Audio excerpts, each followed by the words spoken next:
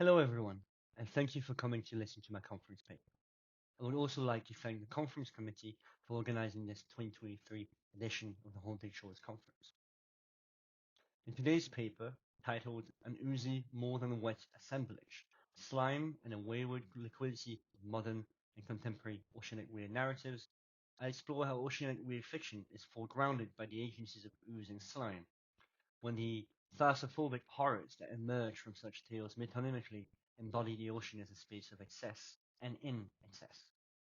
Weird fiction, as Roger Luckhurst notes, is deeply concerned with the, quote, quintessential horror of the formless and disgust at overflowing ooziness, unquote. While the genre/mode evocatively underscores the dribbling organicity and oozy materiality of life, turning to the instinctability of slime and its elemental excesses, and a gentle force of primordial horror and ambivalent revulsion. This, in turn, becomes strongly associated with oceanic imaginaries and materialities, where metaphors of the ocean's liquidity in oceanic weird narratives are complicated by the viscosity of the ooze, and the monsters and fantastic creatures that emerge from the depths take on an amorphous mutability redolent of the slime. Drawing on Kimberly Peters and Philip Steinberg's conceptualization of a modern wet ontology, as well as on Simon C. Estock's discussion of slimy agents, I examined how Rawson's From the Wreck, published in 2017, um, critically reconfigures the weird and challenges the ecophobic and thalassophobic anxieties that have informed weird narratives of the late 19th and early 20th century.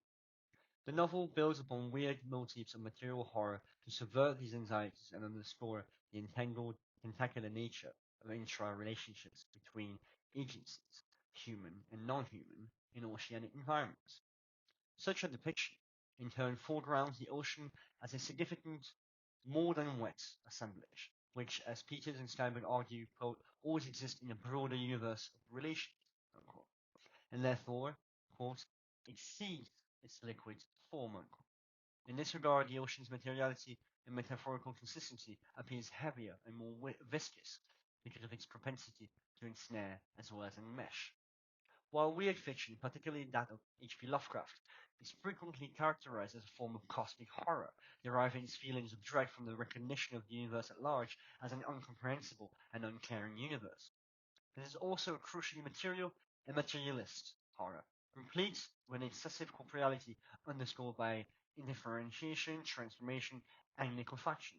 Bodies of the weird are in perpetual becoming, epitomizing what Kelly Hurley calls the abhuman, a quote, not quite human subject, characterized by its morphic variability, continually in danger of becoming not itself, becoming other, unquote. Its metamorphic fluidity perpetually blurs the lines between the human and the non-human, in the grotesque differentiation of bodies bleeding, morphing, or liquefying into other bodies. In the first waves of the weird, from the fantasy to the first half of the 20th century, this protean liminality appears couched in the language of moral and physical degeneracy. Physical abnormalities elicit abject revulsion and seemingly betray an intrinsic malevolence, in turn often predicated upon an unseemly affinity with the non-human world. Abhuman corporeality is informed by metaphors of liquidity that take on the viscosity of the slime, as these creatures dribble with their substance and mimic its oozy consistency in their amorphous and often abject alteration. Arthur Machen's The Great God Pan, published in 1894, is a foundational text in this regard, as the tale engages with the agentic porosity of the human body and questions its supposed integrity as an unchanging, autonomous whole in the face of a numinous, uncomprehending world. In the narrative, the dying body of the mysterious and terrible Helen Vaughan undergoes a series of per-mortem transformations, such that both the skin and the flesh and the firm structure of the human body began to melt and dissolve. Unquote. Her body rapidly flickers between indeterminate and permeable states, where her quote, form wavered from sex to sex, dividing itself from itself, and then again reunited. Unquote. Such that at one point there remained quote, nothing but a substance as jelly. Unquote. Hellingborn, in short, has turned into a kind of slime, which in this case draws attention to fears of human degeneration as a mitotic combinations, returns to the primordial ponds of microbial goo associated with the origins of life, reminding the reader of the materiality of the body as a gooey assemblage. At the same time, these alterations occur as she is dying, highlighting the horror of decomposition that such slimy becomings entail. Thus, slime in its viscous indeterminacy and associations with both primordial life and putrefying decay stands for the unfathomable baseness, and in the words of Ben Woodard, the quote ostensible grossness of matter. Slime, Woodard continues, is quote the smudge of reality, the remainder and reminder of the fact that things fall apart. Unquote. It is an abject herald of entropy, through which can be glanced the unnerving, totalizing horizon that is death. For its shapeless mutability, along with its interstitiality, as neither solid nor liquid, all boundaries collapse into a seemingly chaotic boundlessness. Such a slime represents at once the unnerving alterity of an invasive nature, at the same time as it reveals the human body's own materiality, its shared lineage with a material world replete of oozes and suppression. Slime, as Eastock argues, is an quote unfolding that threatens the sense of human exceptionalism by asserting humanity's resonance as being firmly within and indistinguishable from the material world. Unquote. Thus, along with the tentacle, slime is the archetypal embodiment of the weird, underscoring the significance of humanity within an uncaring universe. The weird represents an effective response to the realization that the world inherently troubles classification and frustrates human desires for coherent taxonomies. It is the bodily realization which then entails either horror and revulsion, or increasingly in more recent texts, wonder and acceptance of the entangled and wayward nature of a wider and stranger world, one in which the human and non-human are inherently commingled. Alison Sperling pointedly writes of the Lovecraftian weird, in particular, that, quote, the horror implicit in the weird is the body's complete enmeshment with the environment, unquote. The waywardness of the slime, strange and disorienting in its liminality, underscores such ecophobic anxieties, born of the trepidation that accompanies the recognition of the body as a site of multiplicity and fluidity that threatens the conventional integrity of the subject. The ocean, in turn, oozes with the amorphous slime, carrying within itself and beyond, in the watery bodies of aquatic and terrestrial animals and plants and life forms, the primordial history of the quote globs and swarming protolife unquote, from whence all life on planet Earth emerged. Oceans are slimy, teeming with life that is seen as formless, liminal, gooey. Ooze itself is the accretion of dead organisms whose shells, intermingling with other types of sediments, are grinded to a muddy paste and accumulates on the seafloor.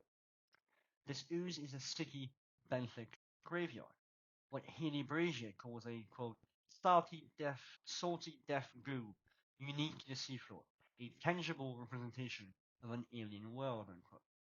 The ocean conjures metaphors of liquidity and fluidity, where movement and the perpetual flux of the commons that it epitomizes can help in rethinking human interrelationship and connections with the non-human. Yet oceanic liquidity is complicated by the vibrant enmeshment of agencies that permeates its midst. For the ocean is ultimately, materially and metaphorically, more than water, an assemblage of elements both within and without itself that preclude any reduction to the proverbial trackless void imagined in the past.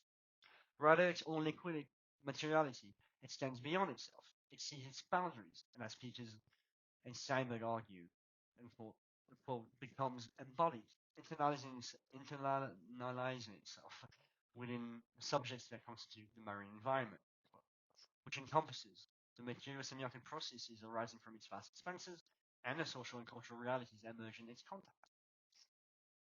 In this regard, the ocean viewed through the ambivalent configuration of the slime acquires a more viscous consistency, as its assemblage is akin to a formless amalgamation, which oozes and seeps, leaks and drips through and from the subjects embodied by the ocean. Nancy Tuana speaks of the viscous porosity that animates the interconnections between agencies and precludes any clear-cut divide between nature and culture, any distinction between human and non-human. For Tuana, what is viscous is again an quote, intermediate quote, between solid and liquid, and as such is crucially more unyielding than other fluids, quote, retaining an emphasis on resistance to change in form. Unquote. Bodies are fundamentally entangled and thus porous, but this porosity is viscous since it is mediated at the interface between agencies and imply a violence for which fluidity alone cannot account. Viscous bodies like slime and ooze seep through and into other bodies, but themselves are not completely open. There is resistance, and there is also the capacity to slow down, to capture, to absorb other bodies. Oceanic liquidity, in turn, is often perceived in this manner, and metaphors of oceanic viscosity abound. In the French language, for example, a flat, becalmed sea is commonly called une mer d'huile, that is, a sea of oil, one which, in the seemingly sluggish movements of its waters, suddenly bereft of wings, it seizes its own liquid state. It becomes instead, in the eyes of trapped sailors, an oily, viscous mass impeding their passage, illustrating the ocean's propensity to disorient and frustrate sailors and their ships. The viscosity of the ocean is at once metonymic and material. Oceanic weird fishing, in turn, characteristically employs the viscous metaphors of slime and ooze, often in order to heighten a thalassophobic dread of the unfathomable depths.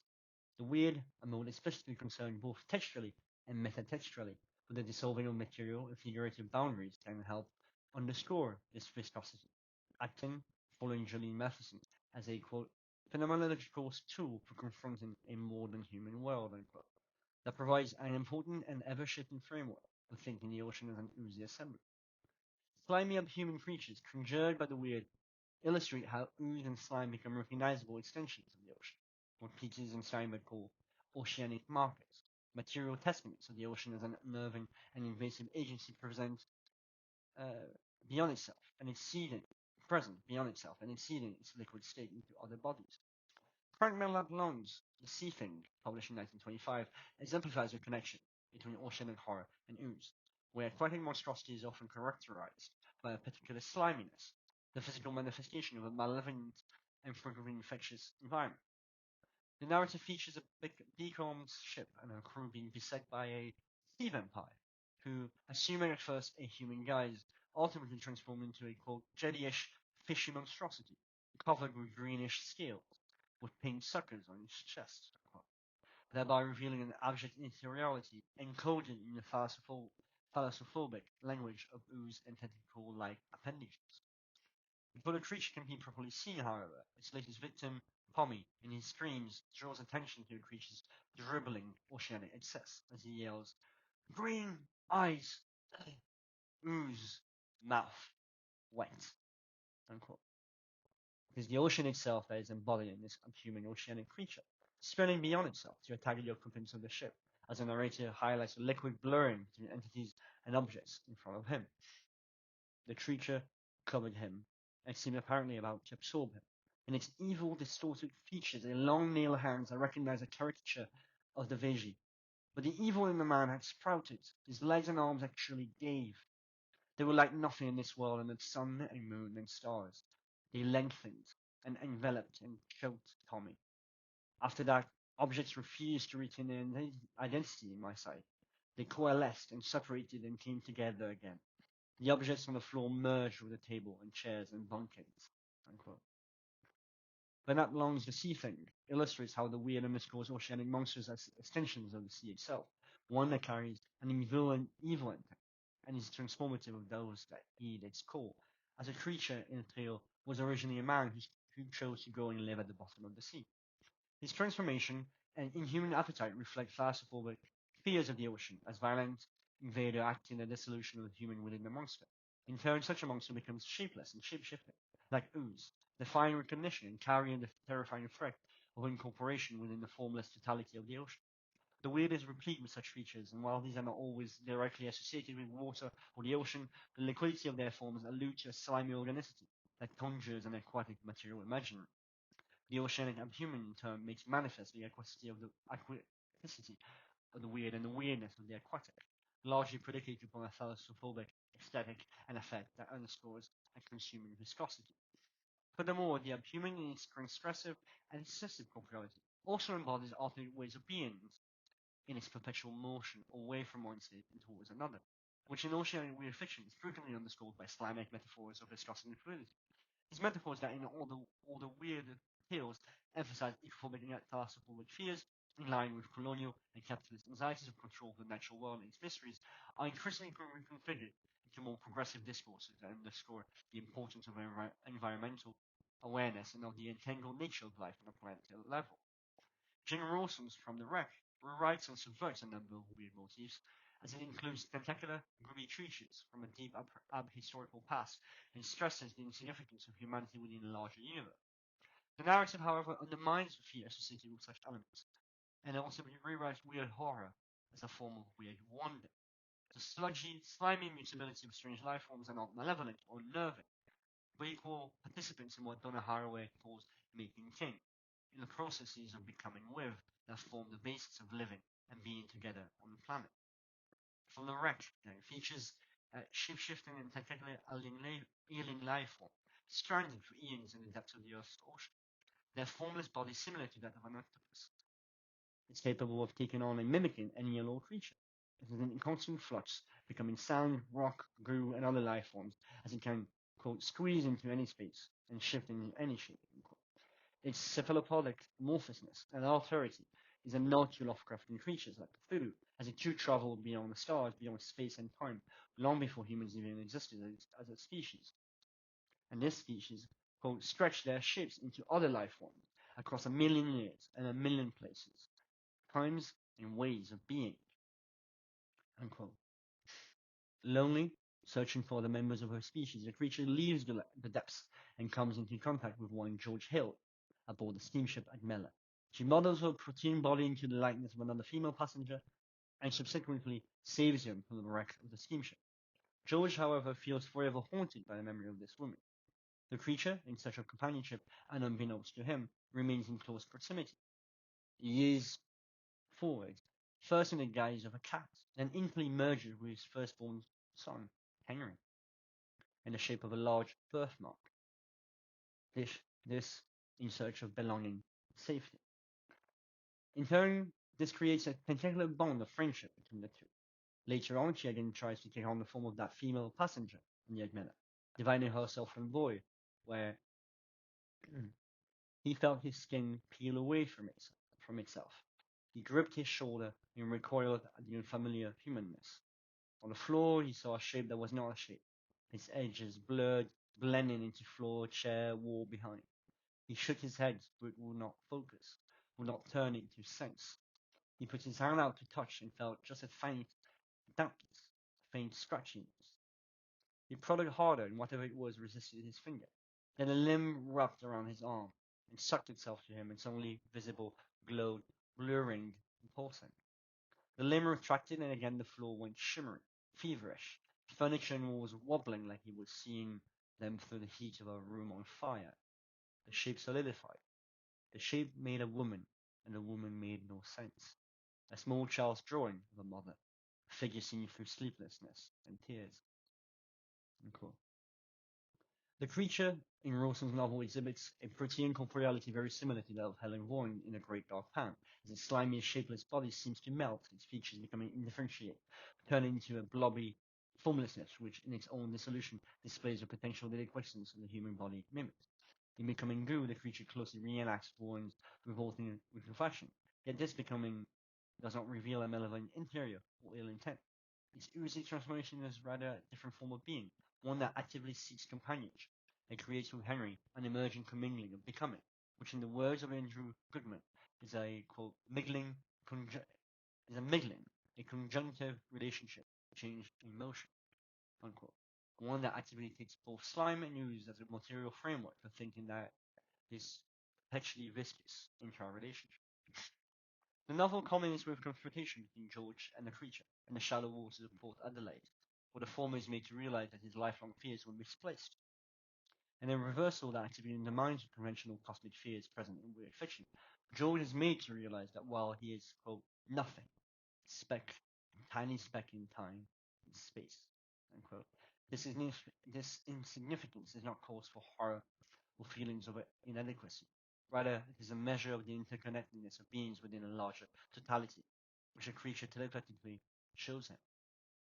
Possessed with new knowledge, Jordan experiences a deep feeling of liberation and understanding, while in the face of an incredibly old earth, he, quote, felt himself shrink, and the weight of it all tumbled off his tiny, insignificant frame, unquote.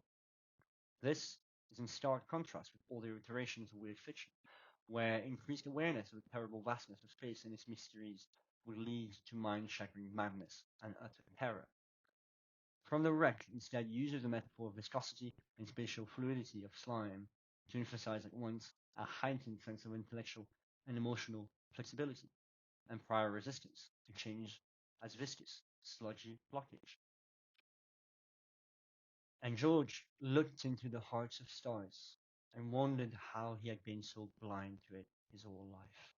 The fear that sucked at him, it was from out there, from the great cool blackness beyond his thin blue sky. But when he plunged his face into that black, felt it wash over him like icy water, the fear pulsed hot joy in his skin, and he felt the edges of himself smear and stretch. The great, quiet space of it. Something inside him broke open, and the oily fluid that had gummed the workings of his heart spilled out and into that eternal, infinite, endless space, and was gone. Unquote. In this regard, the novel underscores the ocean as an oozy assemblage, vicious in its tentacular amalgamation of life and agencies, where slime is at once one of its main metonyms and a representation of its connective propensity to join, ensnare, or enmesh within a larger totality. Slime, then, is the mediating interface that, in a weird, frequently permits to glimpse what Johnny Matheson calls the hypermateriality of the ocean. Since oceanic scale is incomprehensible to us in its totality, she argues it can only be understood, quote, through the metonymic and metaphoric paradigm of the unreal, the supernatural, and the uncanny, unquote. Slimic metaphors thus makes legible the viscous capacity of the ocean to, quote, adhere to all substances and entities it touches, no matter the degree of resistance. The changing attitudes towards oceanic spaces as exemplified in the Oceanic Weird thus reconfigure the ocean as a profoundly wayward, entangled, and oozy assemblage. The slimy and formless contours reflect at once the fears and wonders of a hypermaterial that extends beyond itself into other co-constituted agencies, through and within ourselves as watery bodies. Thank you.